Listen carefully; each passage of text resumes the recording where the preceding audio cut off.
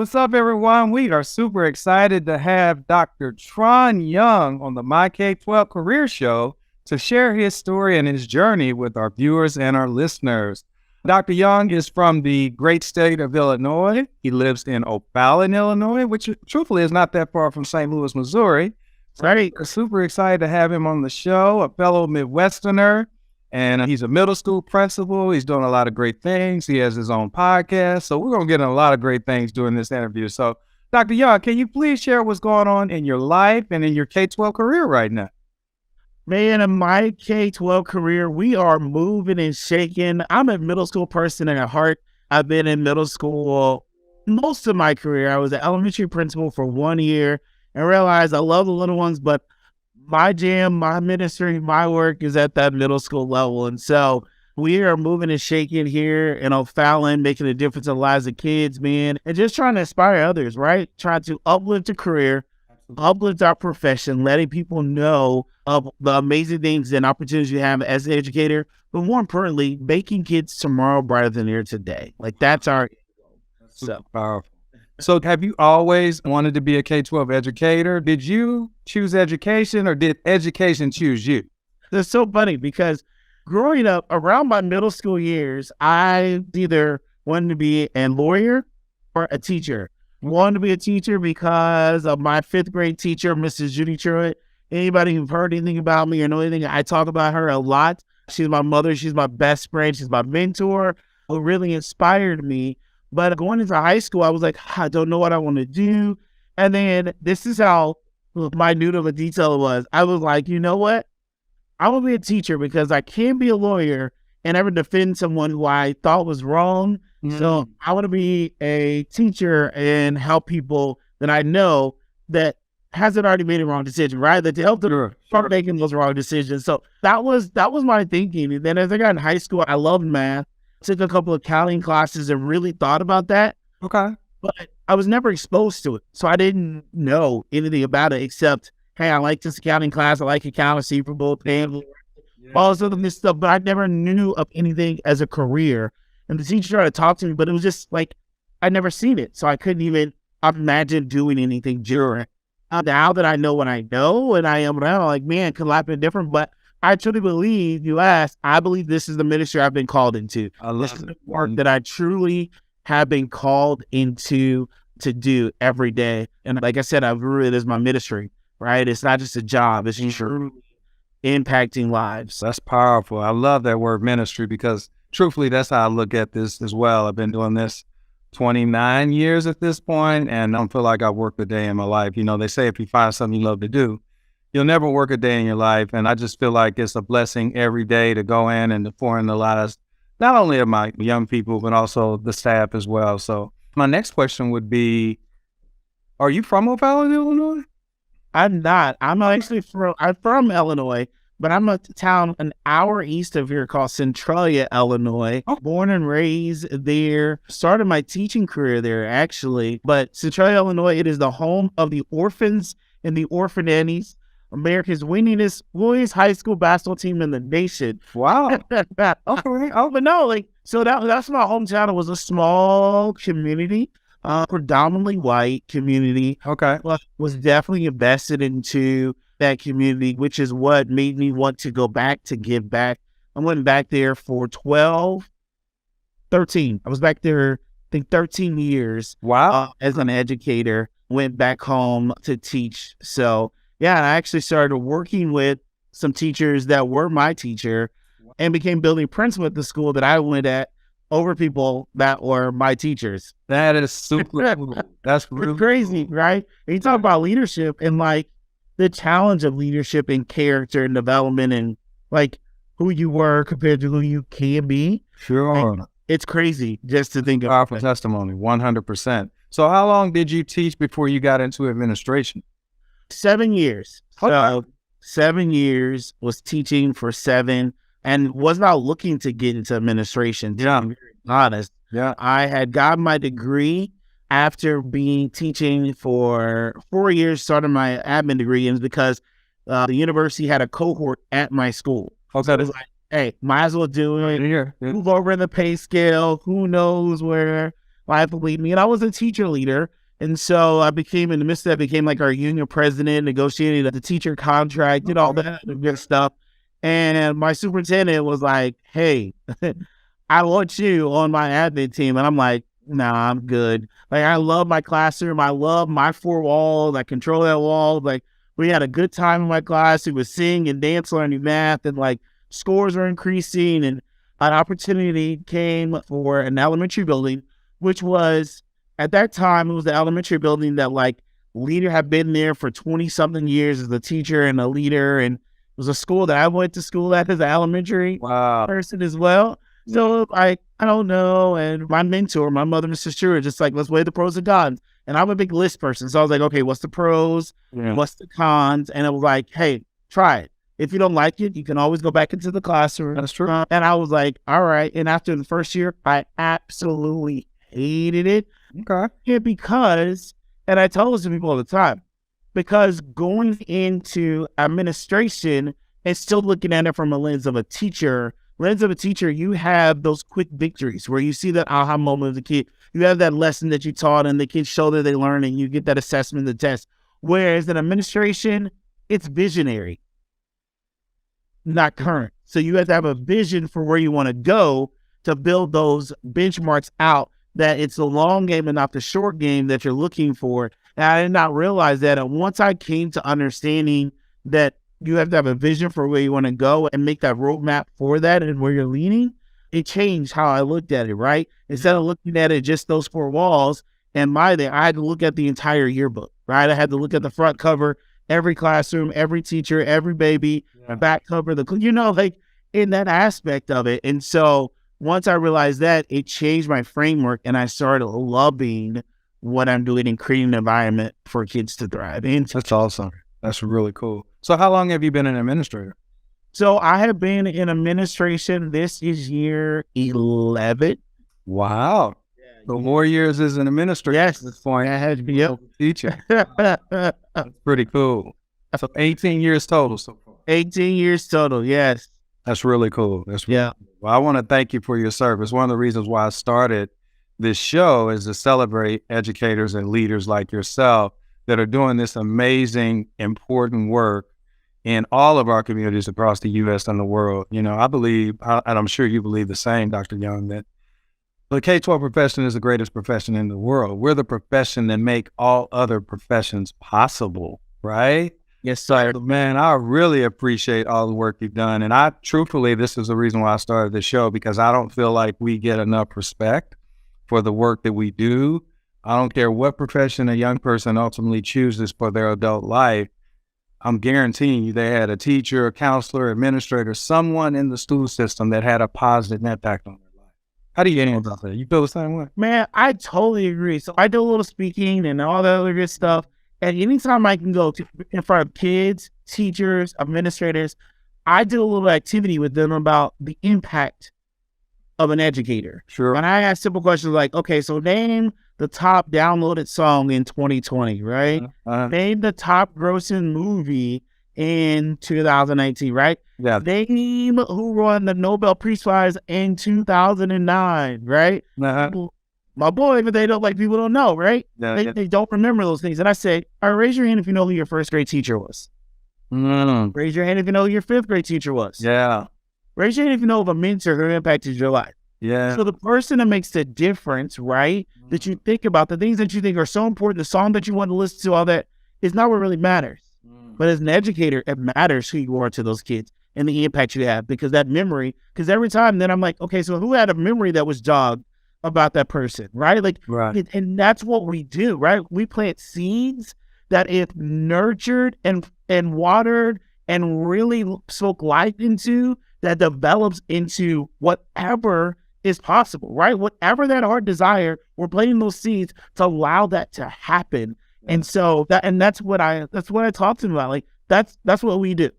No, that's super powerful. And I love that seed analogy, because I always like to say that in a lot of ways, as educators, we're like farmers, right?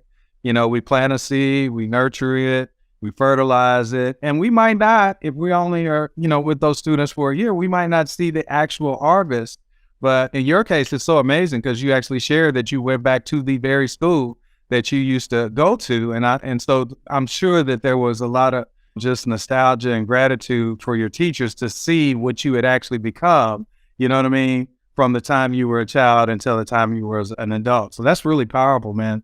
Another question I had for you too was like, man, first of all, you don't even look old enough to have been doing this for almost, I'll say that, 100%. But also, you know, you've been doing this a long time and you do have your doctorate degree, and it sounds like you got a lot of great things going on above and beyond just being a school principal. Do you ever see yourself going to the district level? That's such a hard question. Yeah. And here's what I would say. I say no. Okay. And here's the reason why.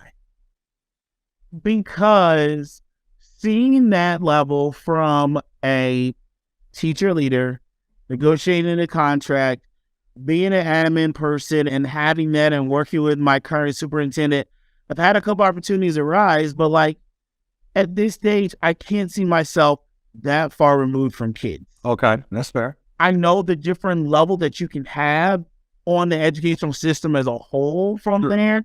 Yeah. But I'm like, I don't know if that's my leadership wheelhouse Okay. per se, right?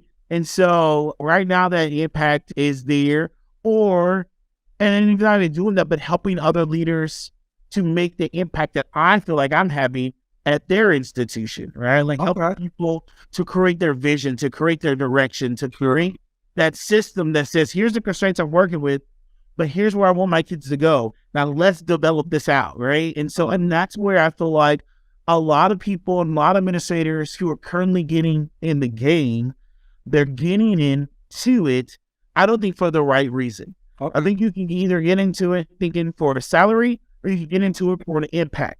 Oh, that's if you are trying to get into it for a salary, it's not going to last long. Sure. Because yes, that next level pay is nice. Yeah. But that's not longevity, right? Longevity is the impact that you have, because there's so many other fires and hurdles that you have to remind yourself this is an impact game, a seed game, and not a salary. Yes, you still need to provide for your family. You still got to do all those things. But there's other fields that you can go into that make that salary that you don't have to worry about the impact you have, because this is directly impacting people's future. And if you can't see people beyond where they are now to where they can be, then that's a tough road as a leader. No, that's fair. You're right. And it can't be just about the money. And while you were talking, I was like, man, I definitely didn't get in it for the money, because I started back in 94, man. I didn't even make $20,000 a year. So clearly was not about the money. Right. No, like you said, it was about making that impact on young people's lives. And I love it. Like, I absolutely love it. And I'm also a big believer that if you do it for the right reasons, the money will take care of itself. Yes, sir. So, I mean, you couldn't have told me back in 94 that I would be making the kind of salary I'm making in 2023. So, right. You know, the money has come, you know, and so. Yep. And when kids talk about that, I told my student, one student was talking about education and you know, and I'm talking like I started a thing trying to recruit more educators, leaders of color into the field. And they was like, man, teacher, I'm making up. And I said, let me open my window. Do you see a hoopty out there? Like, so we're like, when you're talking about money, like, what do you mean? Because and so the redefinition of what that is, like, I feel like the stigma and the picture of an educator and salary and all that, because we advocate for ourselves, because our salary is based off of someone else's definition of our value and not our own. Sure. There's this picture of educator salary and what educator is. That's true. Mind you, we don't get paid, I think, the level that we should. However, the value of the work that we do and that we do get, right? Like, so there's that balance. There's that game that has to be played where we need to advocate for ourselves, because politicians and community people set our salary, right? We don't get to negotiate our own salary, right? Gentries a lot of times for collective bargaining. So it's like, man, how do we show them that we need more, right? And so it's just an image game that is a continued battle. That is out there. So you are so right. You are so right. Now, I know you have an amazing podcast, and kudos to you for inviting me to be on your show. Definitely enjoyed that. That was really cool. So tell us more about your podcast, why you started it, how it's doing, all that great stuff. Yeah, man. So the podcast is called Be the Thermostat because a part of my belief is being the thermostat and not the thermometer. Love. Being one who sets the temperature and not just reflects it.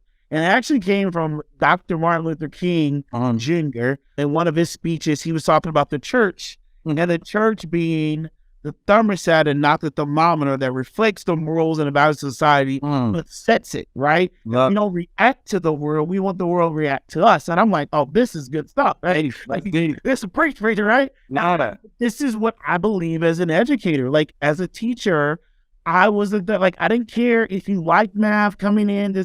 I wanted my culture to be such that it didn't matter what I was teaching. You enjoy just learning. Yes. So that's my goal of education, right? And I'm like, but it's not just mine. There are people that are out there that are doing the impossible with the impossible, right? Like that are setting these amazing achievements and doing amazing things with kids, for kids, because of kids. Sure. And we need that notion out there. So I need people to hear this. I want people to understand what it means to be a thermostat leader and people that are being the thermostat. And that guess what? There's enough room for us all to be the thermostat. There's enough room out there for us all to eat at the table, for us all to be a part of that.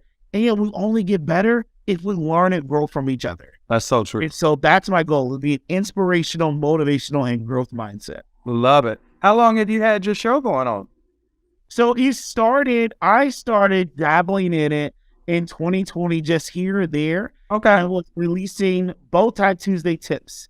So I would do a bow tie Tuesday tip every so often. On Tuesdays, I rock a bow tie. Okay. I have students that wear bow ties also. So it became like this thing. And so I'm like, I have these bow tie Tuesday tips. Like, it's just general motivational. Everyone, no matter who you are, can take from, right? Right. Just try to pour into people. And then as I've gotten more into understanding that, like, hey, people need these seeds planted too. Adult leaders need seeds planted too. I started in 2021, the fall of 21 into last year, doing and getting guests on Southern Australia. And so trying to catch more steam or more weight in the midst of everything else. Yeah. But it's just been nice. It actually launched after being on other people's shows. Okay. And doing that. And I'm like, oh my gosh, like this, I enjoyed this. Yeah, I love it. Conversation. Yeah. I enjoy meeting other people because as much as I'm learning and having them tell other people, I'm taking notes as well. As you know, when we were in our show, I was like, wait a minute, like, this is good stuff. I want to talk to this afterwards. But yeah. Because I mean, that's what I feel like we need to do. That's real. Yeah, it just opened up lots of doors. We're definitely kindred spirits in that regard. And that's why I started my show. I just wanted to highlight those amazing educators that were doing great things out there. I'm just happy to have you on the show to highlight that as well. Because, you're doing the same thing that I'm doing. How many episodes have you had so far? So far in total with my Bowtie Tuesday and Thermostat. So I did a season one. So last year was season one, like previous year, season one. And I think I did 13 last year, 2001, like that. And like, I think I'm at 8 from like the start of this school. Oh, wow. Like this past summer. So I kind of like relaunch every summer, like add a little different piece or a little flair to it. And so that's cool. It's been real nice. I've been trying to reach out to people that truly are, mover shakers, and some that people know, some that people don't know. Yeah. I'm doing a more concerted effort now to highlight people in Illinois. Okay. Because I feel like there's a lot of great things that, I think every state can say that, but like our state is so diverse and different, from Chicago down to Cairo. Like people, when I tell people I'm from Illinois, they're like, oh, Chicago. And I'm like, no, there's more than I read the loop more than I read the shot, because I'm like right across the river. So I prefer a St. Louis person than I'm a Chicago person. That's fair. Like it's so vast and different, like even to our state code, like our school code, there's like the teacher retirement for the state of Illinois, and then there's a retirement for Chicago public school system. I'm like, I kid you not, right? Wow. That's really, you know what? It's the same in Missouri. I don't know if you're aware of that, but you have a teacher retirement for the entire state of Missouri, and Kansas City and St. Louis have their own separate retirements. Yeah, I didn't know that. Yeah. I didn't know. I thought Missouri was the only one like that, but No. it makes sense with a big city like Chicago. Yep. That's awesome. Well, look, I'm looking at your sign back there. Is there a story behind that? I love it. Yeah. So this sign here was made for me when I was a teacher. Okay. A piece of graphic art from one of my students who didn't do it in art class, Toby LaBelle. It was my boy. Like, we really connected, and he made me this. And so, like, I photocopied it and had it like on my plan book and on my board. And so it's on everything. It's all on the good stuff. I actually have it right now where I'm trying to make it a custom shirt. Oh, that's what's up. Like, That's really cool. yeah. Anytime I can highlight the work of my students or kids or anything, like, man, it's amazing. It's amazing. And it's amazing, like, the different paths that cross this past Christmas was like that connection moment where a lot of former students that I taught, like, reached back out. Mm-hmm. And it was amazing. It was like one or two, and then it was like a ripple effect of like stories and impact and thanking me and like it was one of those moments where my wife was like, hey, remember you always say like God things, and like he always affirms that you're done.